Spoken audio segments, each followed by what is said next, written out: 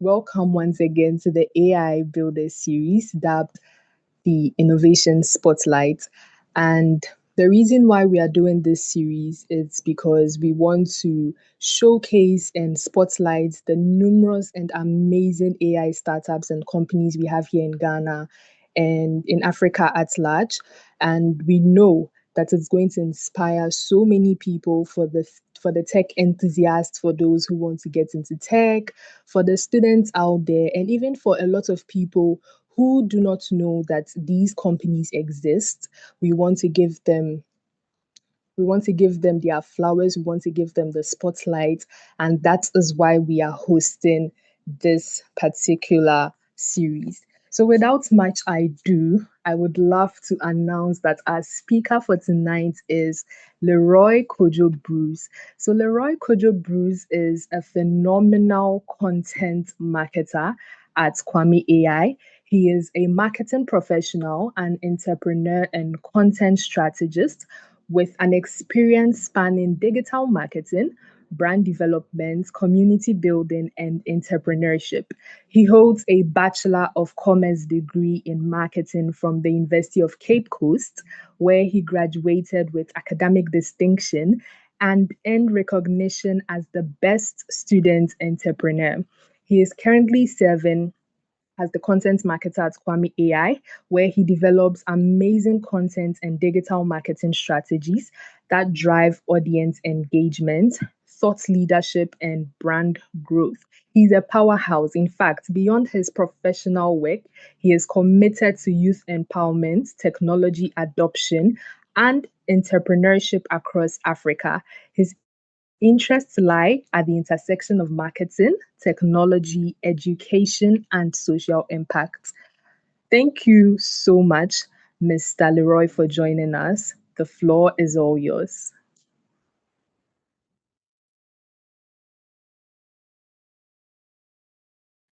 All right. Good evening to everyone, and thank you so much, Petra, for the introduction. Yeah. So, I mean, like she rightly said, I'm Leroy Bruce. I'm currently the content marketer for Kwame AI, and we are glad to be partnering with AI Ghana. Sorry, we're glad to be partnering with AI Ghana for this series. That is the AI Builder series. I mean, like she rightly said, we also saw it as an opportunity to be able to put ourselves out there, right? To showcase ourselves, let the world know what we are doing, and then how we are using AI to help and then improve the lives of humanity in general. Yeah. So thank you so much. And I mean, my goal for today is to introduce all of us to Kwame AI, what we are about, what we do, and then do a quick demo of our flagship product, which is Eskwai, which is a legal AI platform that helps or empowers legal professionals, right? It helps them save time. I mean, there were a lot of inefficiencies in the existing legal workflow, right? And what AI does is that, or what the platform we built was to come in to make sure that all those inefficiencies at every junction, we try to solve those inefficiencies. So one of the one of the major inefficiencies in the legal workflow was legal research and how long it took you to be able to gather relevant information, right? If you are working on a particular case or you need to do legal research pertaining to a specific industry to be able to advise your clients very well, right? It took several hours, right? Sometimes even days, sometimes weeks, and then you need quite a number of lawyers to even be able to do that. But here comes like a legal AI platform that has all that database on standby, and then you can just put in a prompt to be able to retrieve the information from the database, even without having to sort of like read through every case, read through every little article, read through everything, right? It just pulls it all together for you into one document or one output, and then you can read through and then edit it as you see such or as you see fit. Yeah, so that would be my goal for tonight. Yes, I think that's all for me. Thank you. Thank you very much, Leroy. So, before you dive into all of that, I think I would really appreciate, and I believe my audience would also appreciate, if you could take us through how Kwame AI was born. What was the vision? What inspired Kwame AI?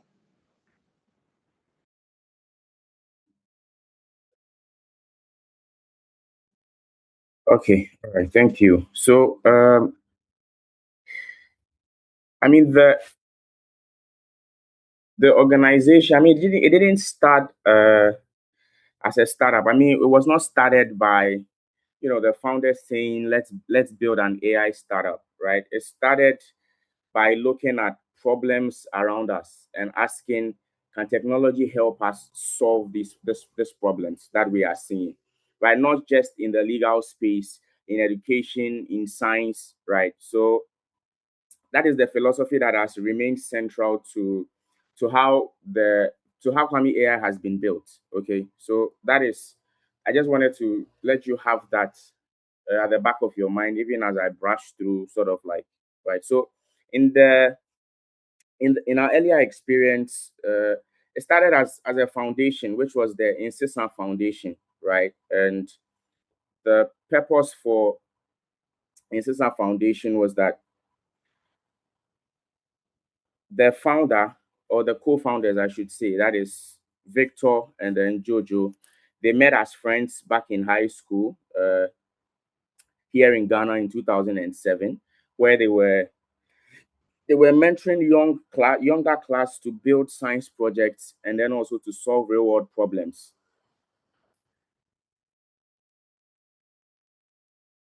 So Incessant Foundation was created to continue that training, right? The training of young Africans with tech skills and then mentoring them to build solutions to problems around them using technology. Can technology solve this? What problem have you identified? Can you use technology to solve it? Or can technology come in to make whatever inefficiencies are in there? Can technology come in to make it much more efficient? Right. So that is how the idea, or like the central theme of Kwame AI, that is how it started, or it came about. So beyond that, that was when Kwame AI was incorporated, right, in 2022. And then, I mean, you could say that that was the beginning of the firm, or the beginning of Kwame AI as an organization. But and through Kwame AI, we've been able to build AI assistants for coding, like for science education, and then we've impacted thousands of young Africans as well. Okay, so, but I mean, not just education, not just coding. You can talk about legal AI as well, right? You can talk about the legal industry as well. So that is sort of like how I mean, the beginning of the firm, and then how it came about. Yes.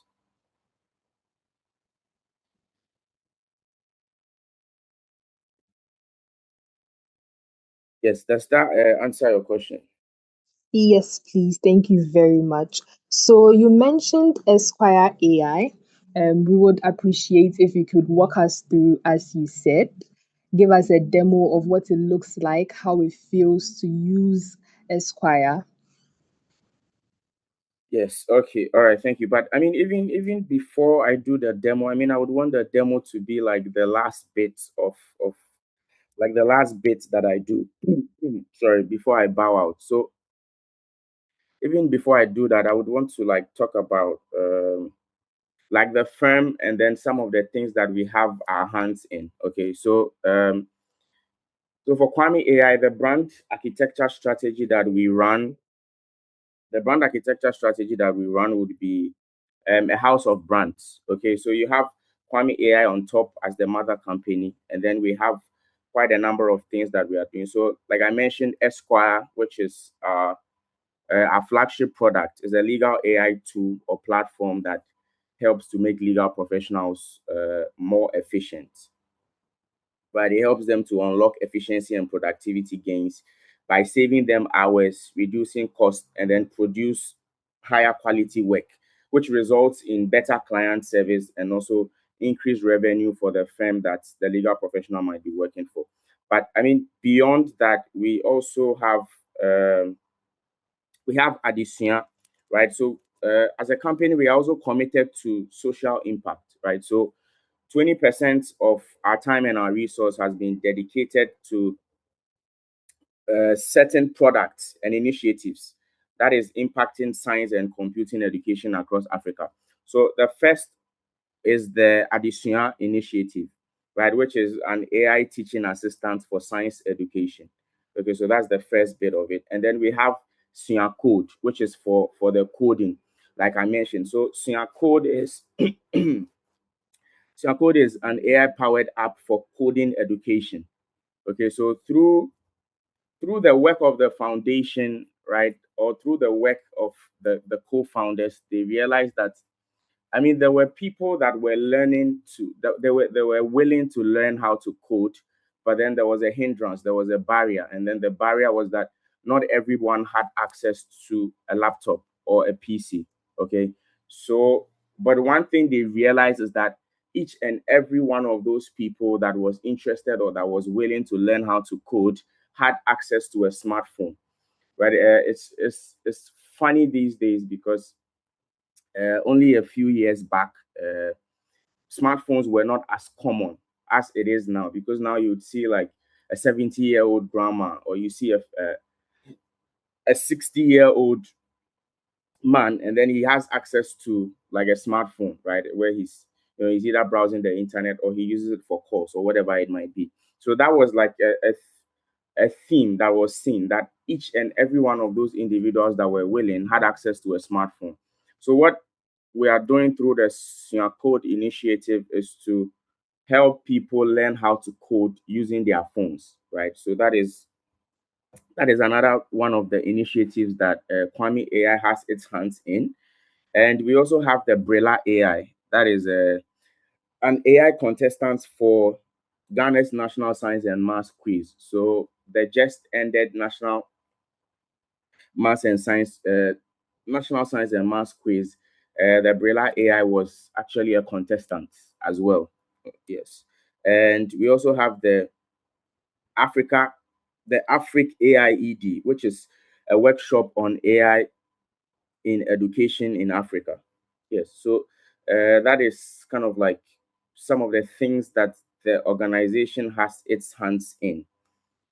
Um, I mean, I've already spoken about how we started, like our origin, right? Where it was the Insisa Foundation, and then where the foundation was training young Africans in technology and encouraged them to build solutions to problems around them. Then, I mean, in 2022, Kwame AI was incorporated. So it's a Ghanaian born firm, but then it's headquartered in the US. Okay, and the focus of Kwame AI is to build personal AI knowledge assistants that help learners and knowledge workers become significantly more productive. So if you look at the central theme in all the initiatives and then the projects that we have our hands in, you see that AI is at the center of it. And then again, the founding principle, which was from the Insisa Foundation, of being able to use AI to solve problems. Okay, so there were problems or there were inconsistencies in the legal industry, and then we wanted to have an AI that was going to help solve those inconsistencies, right? So you see that that is a central theme through. So even before I dive into the demo, so for Eskwai, that is our flagship product, and then it's a trustworthy legal AI assistant that is built specifically for legal professionals. So what Esquire does is that it helps lawyers with three major parts of their work. So lawyers do research, because as a lawyer you need to do a lot of research to first and foremost to be able to advise your clients. Okay, and secondly, if you're going to go to court, you're going to need to be able to do good research to be able to defend or argue out your case in court. Okay, Another thing they do is that lawyers also draft. So we have legal drafting. So we have a part of the AI, or like a feature on Eskwai that helps you to draft. Uh, so, say a contractual lawyer or an in-house lawyer for even AI Ghana, for example, right? You might have a legal department because, or like an HR department. So when AI Ghana is employing people, okay, you are employing um, analysts, you are employing people that gather data, you are employing an intern, whatever it might be that you are employing, you would need to be able to draft a contract that at the end of the day, the person is going to be able to sign. Okay. So drafting and then also document review. Another part or another aspect or another part of the another major part in the workflow of lawyers is being able to review like countless number of documents. Okay. So that is what the tool does. So beyond that, it combines a comprehensive database of case law and then legislation with the user's own documents and information from the web, right? To be able to help you achieve all these things, which otherwise would have, using like the initial workflow that was available, or the initial framework that was available, which was the fact that it was a slow and brutal process.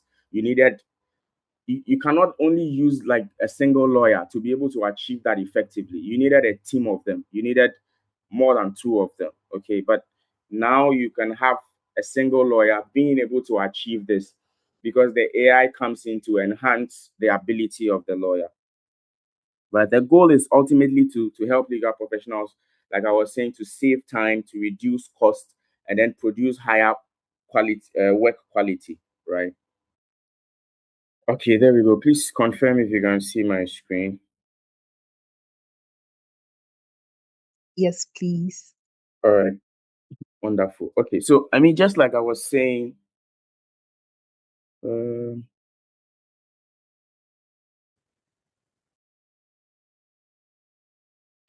okay, so just like I was saying, for Esquire, it's a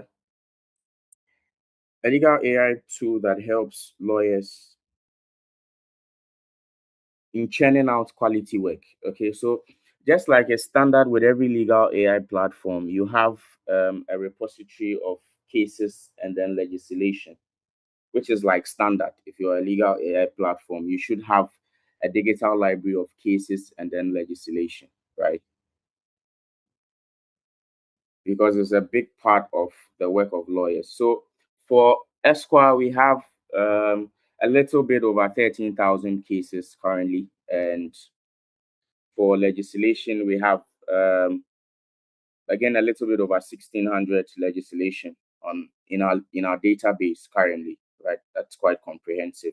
So for how this works, so when you come to library, well, library we have the title search and then the smart site, the smart search. So for the title search, you can just so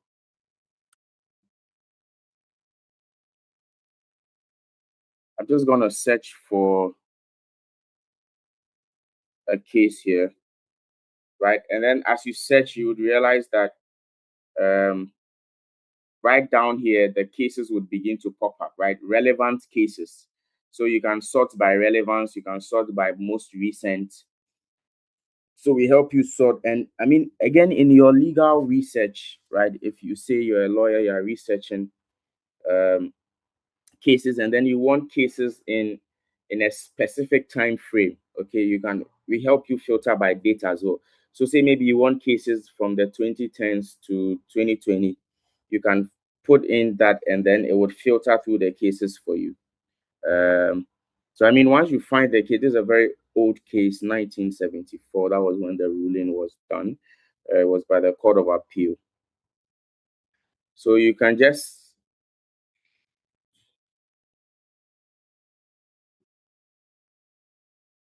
I mean, you can just click on it and then it opens up for you.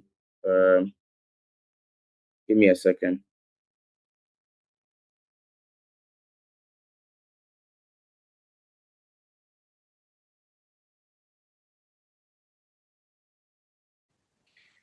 Okay. So you can just click on it and then it opens up the entire case for you, right? And another feature that we have on Eskwai is the case briefs and summaries. So you can be able to have access to a summary of the case even without having to read the entire case, right? Which is the saving hours aspect that I was talking about, right? It was a big pain point in the workflow of lawyers, not just lawyers, legal professionals, and then even law students, right? Because I hear from a lot of law students, and then one thing they tell me is that while they are studying, they don't have to read through the entire case, which sometimes might be very long. You do have the option of downloading the case as a PDF, right? And then, but when you scroll down, you can have access to the entire case, right? And then we can see how lengthy the case is, which is not very convenient if you're a lawyer and then you don't have time, right? Or if you're a law student and you are trying to study, right? So we have case briefs, and what that does is that it summarizes without losing the most important aspects of the case. Okay, so we have a summary of the facts, a summary of the issues, a summary of the holdings, the reasoning behind, right? A summary of all these things, which would help you if you're a lawyer and then you are researching, or you're a law student and then you are studying. Okay. And we also have another feature that we call the ask case. So what that does is that you can ask any question pertaining to this particular case. So I can just ask, what was the ruling, right?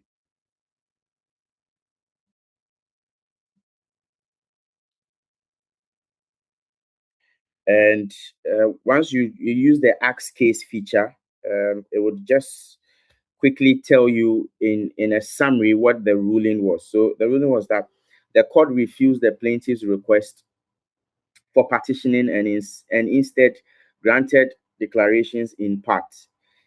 It held that on a true construction of Exhibit A, under English law, the plaintiff, as sole surviving remediaman, became the absolute owner of the specific land and building described in the 1901 conveyance, right? It sort of just helps you ask specific questions pertaining to this particular case. So that is what this feature also does. Again, this is all to help make sure that the workflow of legal professionals and then even law students is as efficient as possible, right? Dealing with all the bottlenecks and the inefficiencies in there. And then it's a similar thing for legislation, right? When you come to, we can check the Bank Act. So we're gonna take a look at the Bank Act. That is the act that I decided to go with. I mean, for the purpose of this demo. We also have consolidated legislation, which is another feature on the platform. Not too many legal AI platforms here in Ghana have that. So we have the original act as it was enacted, and we introduced consolidated legislation, which consolidates both the original act and any amendment that has been made to the act moving from the year it was enacted forward. Okay, so the act it was a Bank of Ghana Act 2002, but then it was amended in 2016, right? So when you open an act that has been amended, again, you can download the act as a PDF. Okay, if you're a student and then you would need the act for the purposes of studying. But when you open up the act, you would realize that you have access to the original act, but then you would also have access to amendments that have been made to the act. So these are details of amendments that were made to the original act as it was enacted. So the establishment of departments. So this was one of the amendments that was made. Okay, another was objects of the central bank. And beyond this, we also have the acts legislation, just as similar to the acts case. So I can ask, pertaining to this very act, what was the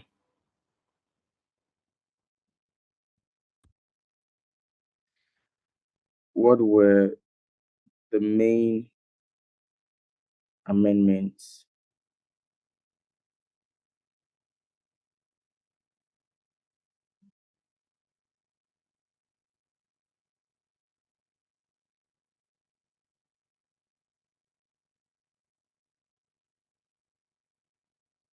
Okay, so I mean, even before I read through the entire act and then sort of like see the amendments or whatever it might be, or say I'm even looking for something specific. I'm a lawyer and then I'm doing research pertaining to this, and then I'm looking for something specific from this particular act.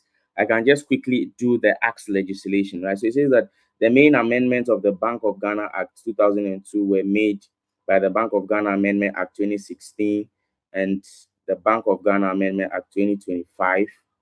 The 2016 amendment substantially expanded the Bank of Ghana's governance structure, including the composition of the board, the qualifications and disqualifications of members. Okay, so I mean, these were all things that were not part of the original act as it was enacted. Okay, so that is that for, and I mean, like I said, this is not a thing that you see with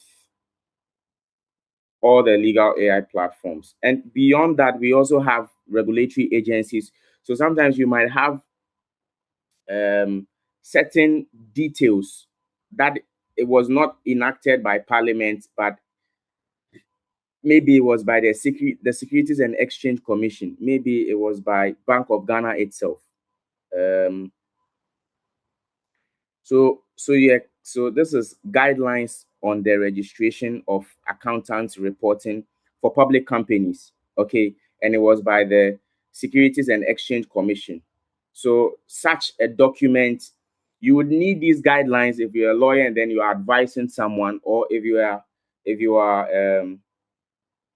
like you're a lawyer and then you're advising a public company, right? They need to know the details of this so that they don't flout some of the things that are in the guidelines, right? So we do offer these documents so that again it is all about consolidating all these data into a database where you can have access to it on one legal platform.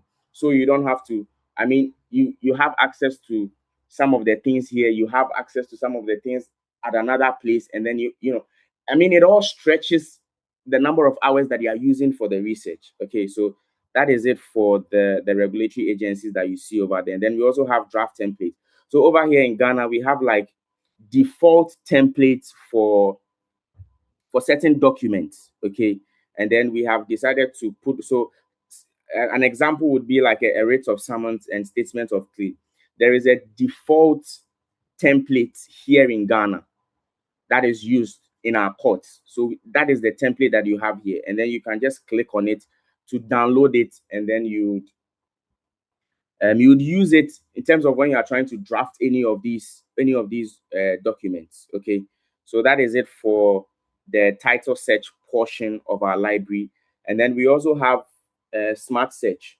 So for smart search, what it helps us do is that, say you're a lawyer, you are researching a particular area, or even you're a law student, you are trying to study, and then you are trying. Um, in one of the firm testimonials, we had one firm that was Samokujeto and Associates. Um, we did an interview with one of the lawyers from Samokujeto and Associates, and he was telling us that an associate, as he was a senior associate, and he was telling us that an associate used this feature to be able to find an authority case for a particular principle. And because of that principle, she was able to win the case in court. So, what this feature or this tool does is that it helps you be able to find cases in which certain principles were used or were applied. Okay. Um,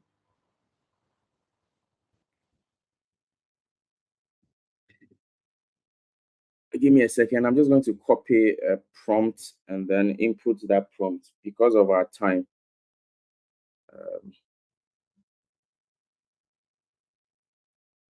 So, we want to look at the principle of mens rea. right, it says that a person cannot be held guilty of an offense unless mens rea is established. So we want to look at the principle of mens rea. And so, I mean, when you search on this, it would show you cases where the principle was applied, so that when you are in court, you know the cases that you are citing.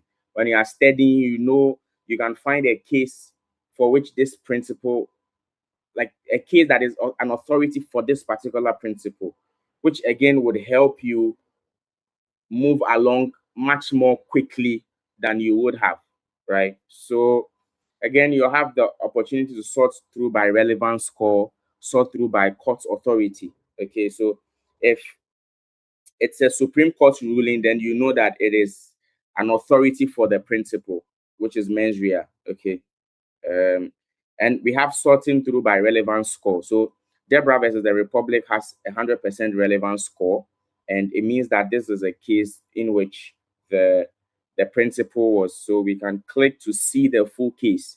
And for Esquire, one thing that a platform does is that whatever case has been referenced, or whatever legislation is referenced, when you click to open it, it takes you to the exact point in the document where it was lifted from. Okay, so I mean, this was what was said. It is of the utmost importance for the protection of the liberty of the subject that a court should always bear in mind that unless a statute either clearly or by necessary implications rules out mens rea as a constituent part of a crime, the court should not find a man guilty of an offense unless or against the criminal law, unless he has a guilty mind, right? So if you state this, you can state this as you are arguing in court that it was said in so and so case that this. So it is not until it has been mens rea has been established, a person cannot be held guilty, right? So that is the purpose of this tool and how it can help in the workflow of a lawyer or a legal professional, right? I mean, it's not only used by just lawyers; it is used by judges, right? One of our customer testimonials, we have a judge on board, and then in his interview, he was saying that imagine you are in court and then a lawyer arguing out his case mentions a particular case, right? I mean, you can use this tool to quickly search on the case, find the case, and then be able to see whatever the other person is saying. Okay, I hope you get what I'm saying. Yeah. So that is that for the library feature, and then like I was saying, this should be standard, right, for all legal AI platforms. That is the repository of the cases and then the legislation, but we've taken it a step further with the regulatory agencies and then the draft template as well. And beyond that, we also have briefcase. So what the briefcase does is that it helps the user have more control over his or her data. Okay, so it helps you know the documents that have been uploaded onto Esquire, so you have more control over your data. So you can know that, oh, okay, I uploaded this document, but then I no longer want this document to be on the platform. So you can just click to delete it. Okay. Or it helps you be able to organize your data in a much more better way. Right. So this is a folder. So when you open up the folder, you can see that I have two documents in here. It was I have a draft for an employment agreement, and then I also have an investment agreement draft or document in here. So that is it for the briefcase feature. I mean, it goes beyond that. There are other use cases as well, but because of our time, I'm just going to leave that. And we also have the feedback button, where if you have a problem with the platform, if you want to request a new feature, right, or you want to complain about something, you want to report like an error or a bug while you were using the platform, you can quickly select whichever it is, describe the issue, and then if possible, you upload a screenshot of whatever the problem is, and then it will be attended to in a timely fashion or manner. Okay, and right, we also launched the rewards program. One of the things that we also do as an organization. So I mean, I'm going to jump the gun here, and then I'm just going to speak about what are some of the opportunities that Kwame AI has to offer. Okay, one of them is the Sian Code program, where I was telling you that we teach people how to code using their smartphones, right? You do not need to have a laptop or a PC, which is not a luxury a lot of people can afford anyways, right? But using just a simple smartphone, you are able to go through a rigorous steady process where you begin to learn how to code. Okay, so that is a program or an initiative that you can join if you are interested in learning how to code, or maybe even it doesn't really matter how far along you are in your coding journey, right? Wherever you are in that coding journey, once you go to the website is code.ai. Once you go to the website and then you sign up or you download the app and then you sign up, you should find a program that would be tailored to you. Okay, so it is run in cohorts. So we have the cohorts are monthly. So every month a cohort is run.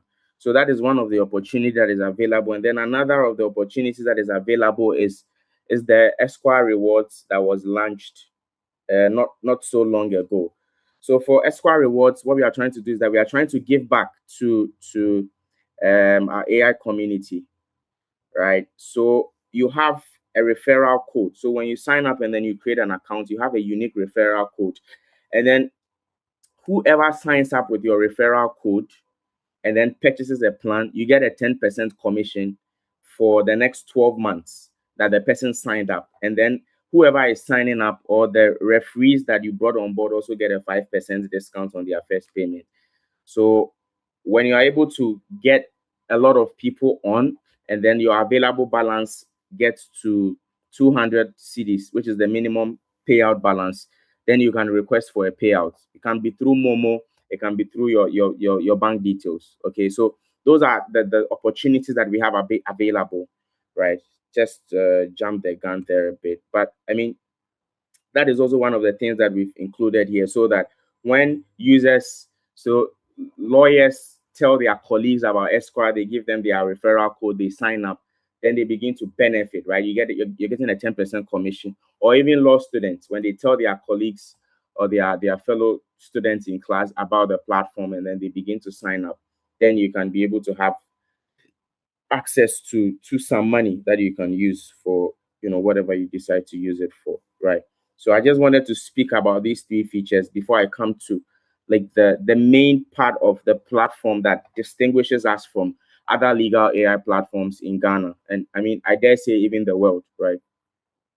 Because for most legal AI platforms, what they have is the digital library of their cases and then the legislation, right? But I mean, in a second, you would see what I mean, anyways. So we have not just the Ghanaian jurisdiction, we have both the Ghan. So because of the time, even while I demo, I hope this is good enough for the moderator. Even while I demo, I'm going to try to sort of like tell you or answer some of the potential questions that might come up, right? So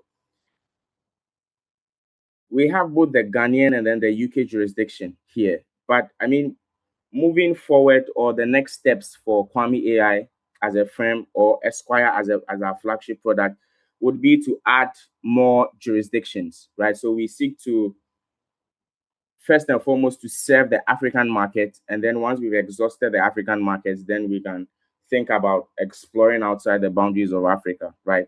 So, but I mean, the UK jurisdiction was necessary because we were colonized by the British, and then also the issue of common law. Okay, so that's why you see the UK jurisdiction. But I mean, we would, in an ideal world, we would seek to expand into other African markets as well. So the Nigerian jurisdiction, the Kenyan jurisdiction, right? So that would sort of like be the next steps for Kwame AI as an organization. So, but currently these are the two jurisdictions that we have on here, the Ghanaian and then the UK jurisdiction. So I'm just going to put in a query, and then we are all going to see the power of our Ask Kwame feature. So the Ask Kwame feature has been reimagine into three modes. We have the research, the review, and then the draft.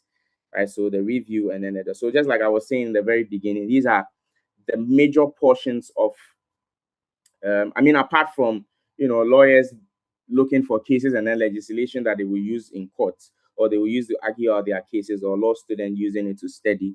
These are the three major parts of the workflow of lawyers, right? They need to do legal research. They need to review documents, right? This like a lawyer was telling me, there's like thousands of documents, and then you have so much limited time that you need to review them. So if you are doing it as a human being, and with the limited amount of lawyers that law firms have, you tend to miss certain things, right? But then if you have an AI tool that can read through, say, like 1,000 pages of a document in less than a minute or 2 minutes, and then it does not miss anything. It tells you, it gives you a summary, and then it's telling you this could be a potential problem, this could be that. I mean, we're going to see that in just like some few minutes. So for the review, I'm going to input a query quickly.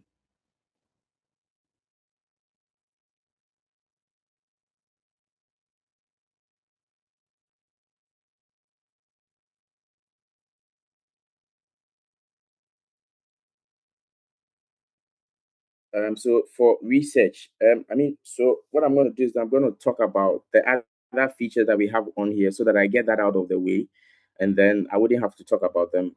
Like, so we have two modes of intelligence: standard intelligence, higher intelligence. Higher intelligence extends the reasoning for greater accuracy. You can also, so for when you input a query, for the output of the query, you can filter the courts you want referenced. So you can say you want all courts. You can only decide that you want the Supreme Court. Okay. You can only decide I want the Supreme Court, or I want, in addition, the courts of appeal. I don't want the lower court. But for the purpose of this, we're going to do all courts. Similar thing for legislation. And then true sight is also toggled on. We also have magic query that refines the query. I'm going to show us that. And then we also have scribe. We call it scribe. So I'm going to use it, and then you are going to see through my screen how it is used. So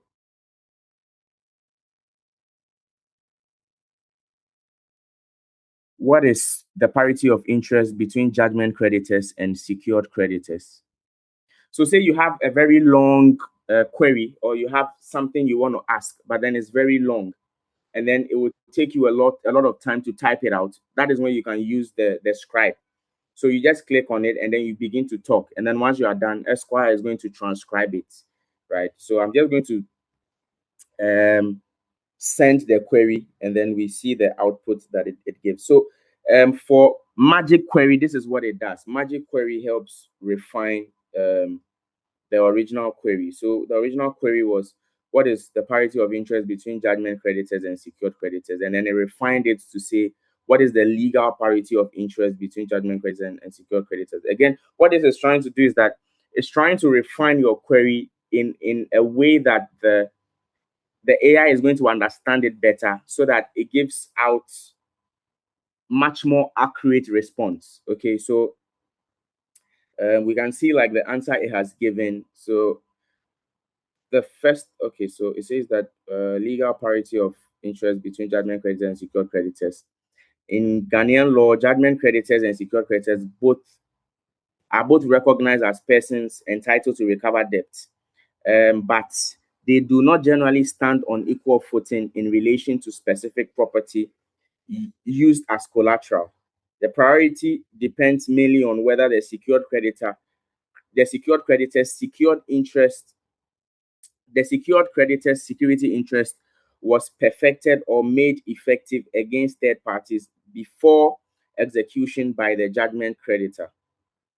So, like I was telling us, in every output that the Esquire churns out, it's going to reference cases and then legislation that it used in trying to help answer us. So one of the legislation, again, the reason for this is that all AI tools hallucinate. So ChatGPT hallucinates, Gemini hallucinates. That is a problem with like general purpose generative AIs. So I mean, I did marketing when I was in school, and I mean, in the program, you would have to do business law as one of the courses that you would read. And one of the issues that I was facing is that when I asked ChatGPT, it will start making up fake cases and then fake acts that do not exist. And then in giving its answer, it speaks about it as though it's so sure of it, but then the case does not even exist, right? So that is what we mean by hallucinations, like in our context.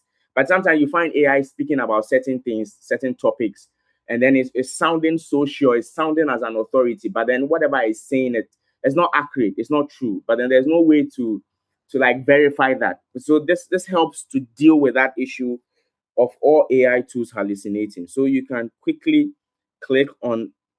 So for the purpose of this question, the problem or the issue that is being looked at is, judgment creditors and then secured creditors, and then who takes priority over the other. And one of the legislation that it used was the Lenders and Borrowers Act, right? I mean, which is, I mean, it's a bit obvious, but then if you don't know, I mean, you don't know. So like, this is one of the acts that it pulled its answer from, right? I'm not going to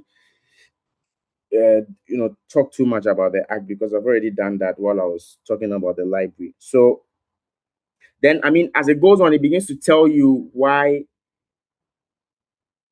a judgment creditor may outrank a secured creditor.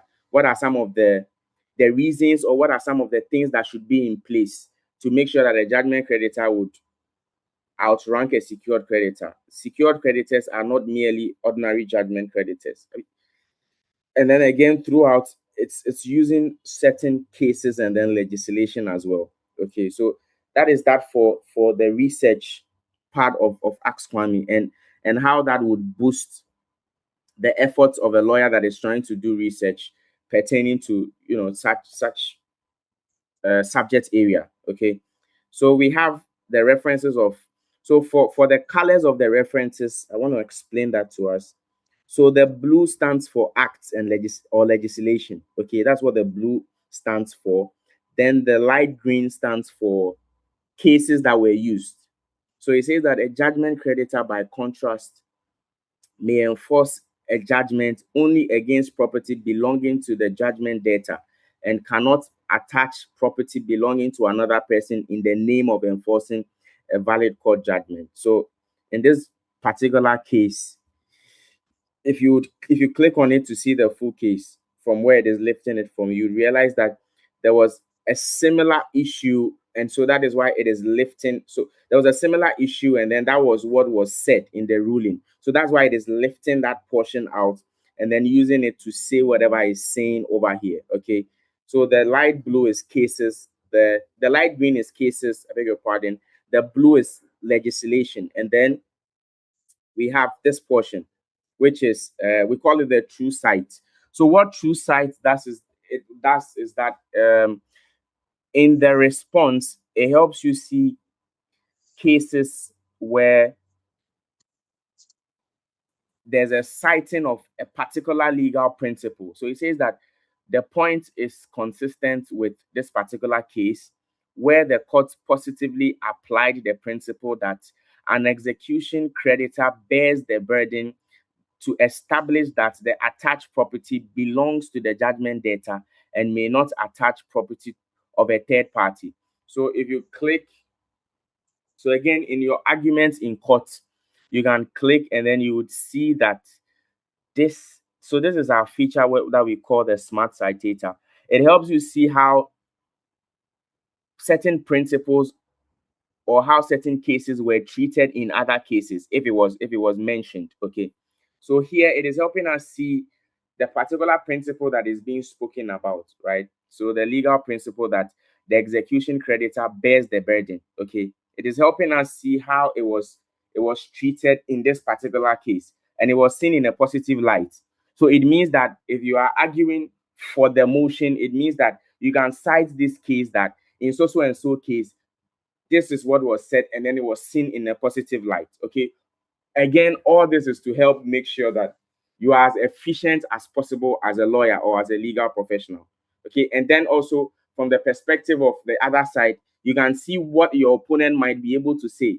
that in this particular case it was seen positively, but maybe in another case it was seen in a negative light, and then you can find that on here, and then you use that to argue out your case. Okay. So that is that for. Thank you very much, Leroy. I'm so sorry I have to cut in now. Um, I Okay. think I think we are behind time. But All right. personally, I have enjoyed this session. I believe there's a whole lot to cover. Um, but I would like to give room for our audience to ask their questions now. So the floor is open. Our amazing speaker has dived into a lot of things. He has told us how the journey started, why the journey started. He has also mentioned that Kwame AI has their flagship product to be Esquire, but it is not their only product. They also have Swear Code, they have the Africa um, ID, they have quite a number of products. So if you have any questions at all, the floor is open, and I am sure that our speaker would be very much happy to answer all your questions. So bring all your questions on board. So while we are still waiting for questions, I believe I would be asking the questions now because I have a couple of questions as well. So to begin with, I believe you mentioned that ChatGPT hallucinates. One thing you found, let me say, disturbing about ChatGPT was the hallucination. So that's what makes it different from Esquire. But so what is the payment plan of Esquire? Because I know it's not going to be a free product. So, what does the payment plan look like exactly? And for those who do not know, many people don't know that ChatGPT hallucinates. So, it gives them something and then they go with it, they run along with it. So, what exactly does the payment plan of Esquire look like? Is it affordable for students? That's my number one question.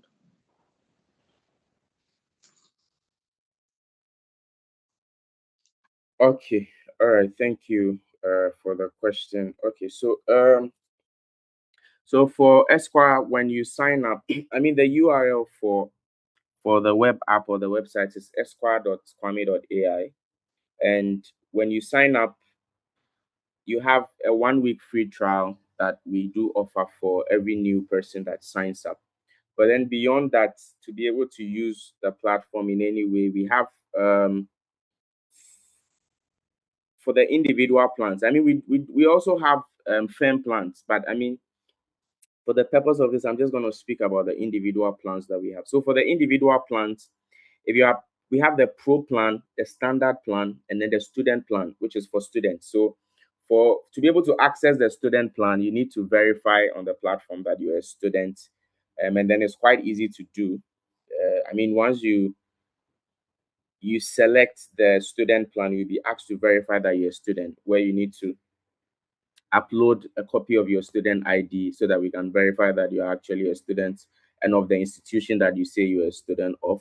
And then you can have access to the student. So for the student plan, if you are paying yearly or you are paying annually, I should say it's 40 CDs a month.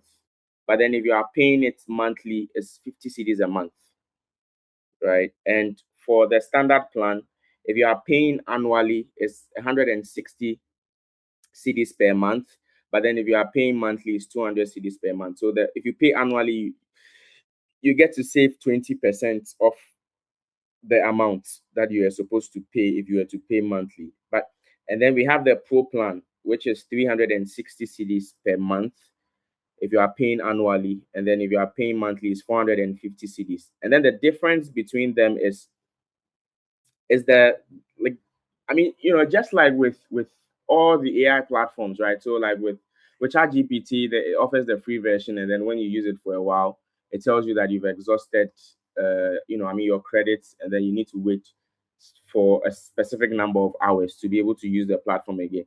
Same thing for when you pay, like you are paying, right? So for the pro plan, you would have access to 400 extra credits and then 5 gig file storage, as well as the other features that I spoke about. And for the standard plan, the credits dropped to 150 credits, and then the file storage also drops to 1 gig.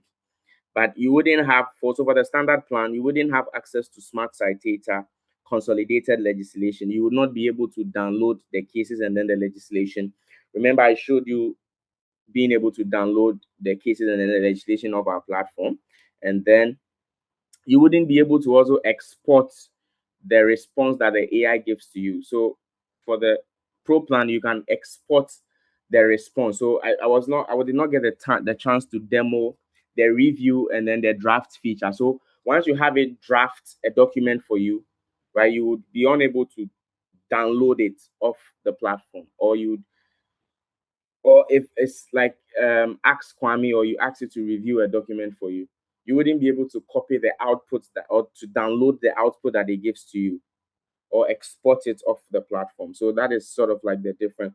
But I mean, you can still have access to smart citator and consolidated legislation and all the other ones I spoke about that you wouldn't have access to them on the standard plan, but you would have access to them through the credits. So when you want to download a case, it would take you 10 extra credits to be able to download. So it would eat up your credits more quickly, or much more quickly than if you were, say, on the pro plan. So that is the pricing we have and then the differences between them.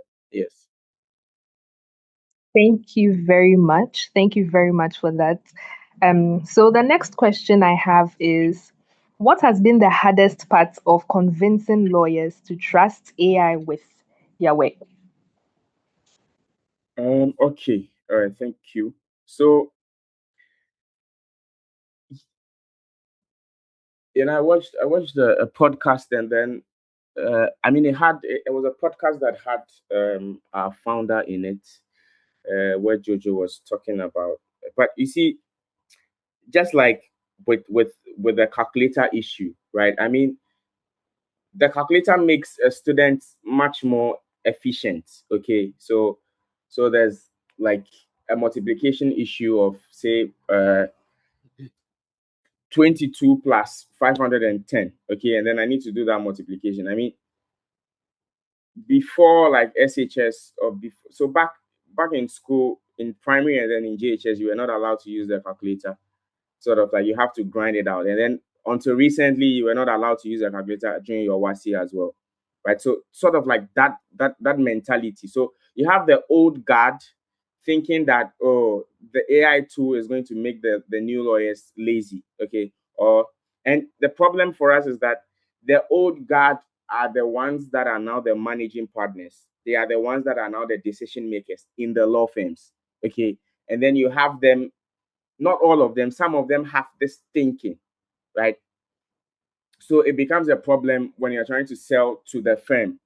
But then you would find out that the much more younger partners, or the much more younger lawyers, they find a tool, they pay for like an individual plan, and then they are using it to do their work, because for them, it is making them more efficient, it is making their work much more easier. And then, I mean, they are churning out the same, if not better, like output, but then they are doing it in a much more simpler way, and then they can spend the time that they have saved on other important tasks as well. Okay, so that I would say is the sort of like the difficult thing that we are navigating, even as we try to onboard like lawyers, or like try to sell people on the idea of being able to use AI in making their workflow much more efficient. And I mean, the issue is that they are not denying the fact that, I mean, nobody was denying the fact that calculators would make it easier for the student that is writing the exam. Right? Nobody's denying that they will make the student much more efficient. That, oh, the student can save some time if he's able to just quickly punch in this and then write the answer, as of against being able to like solve it manually himself or herself, right? But the problem is that the old guard think that the new guys should also go through it like they did. They should also grind it out. They should also take their big books and then read through the big books and all that kind of thing, right? But being able to give people technology that's going to make them much more efficient, for me, as like if I was an owner of a law firm, or even in any organization I find myself in, if people are able to use a technology to be much more efficient in doing their work, for me, it's a no-brainer, right? But I mean, I guess it's a problem of sensitizing the old guard and letting them understand that it would not mean that lawyers would become lazier. It just makes them much more efficient in doing what they've been doing all along. Yeah. Thank you very much for that. Um, I don't know if the audience have any questions, but in the absence of none, I think I would put out my last question, which is, in a few words, kindly tell us where Kwame AI is headed as at now. What is the vision for the coming years?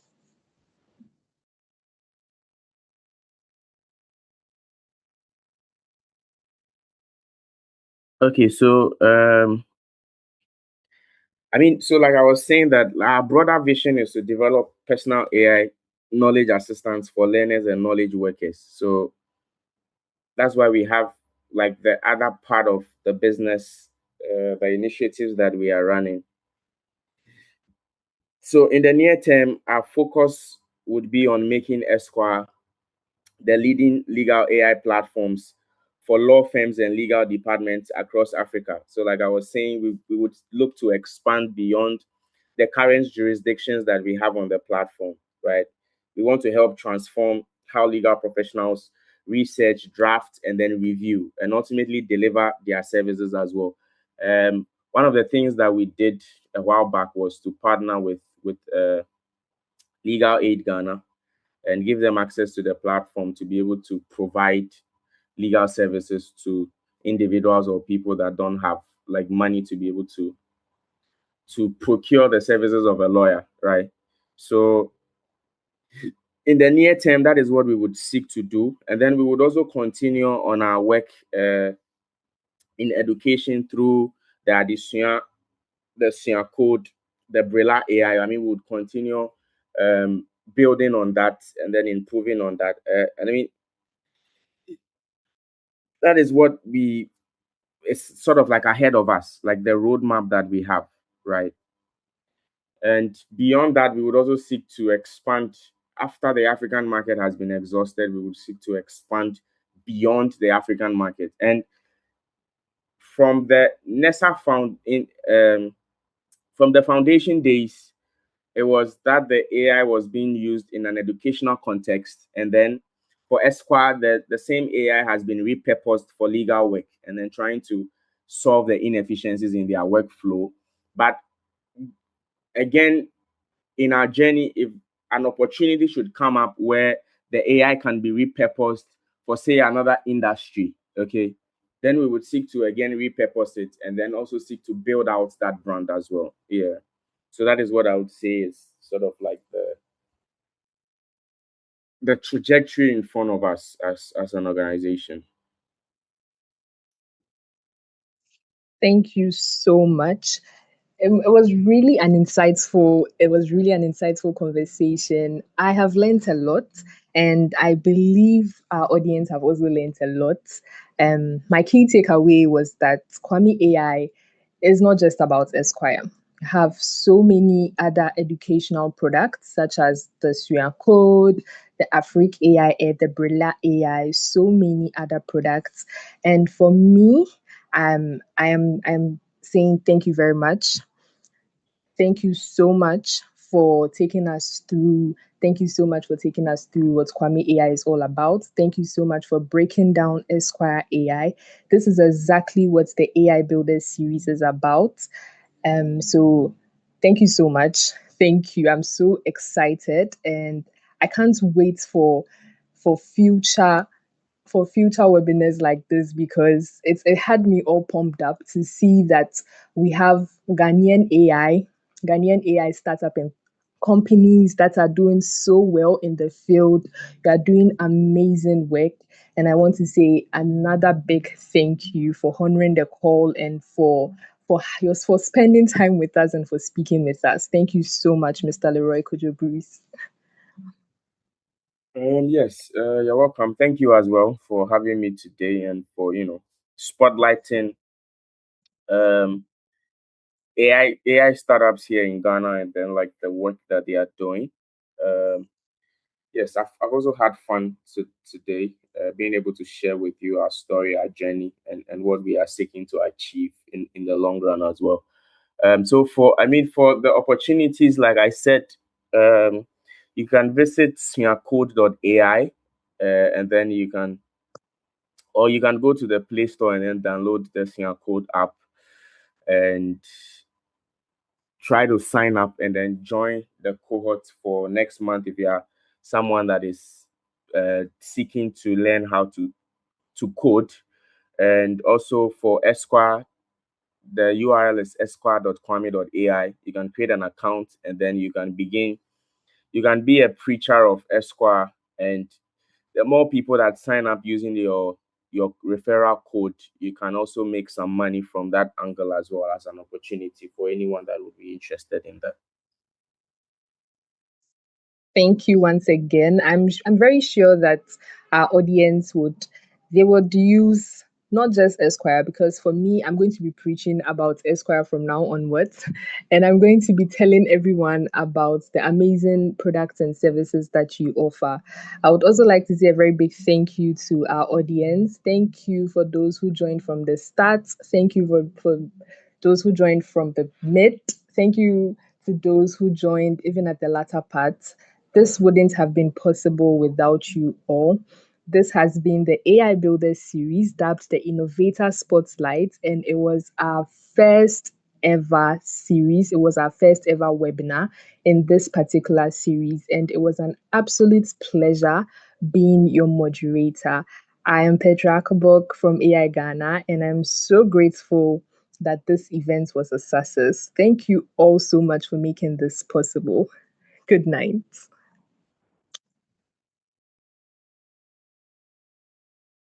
Good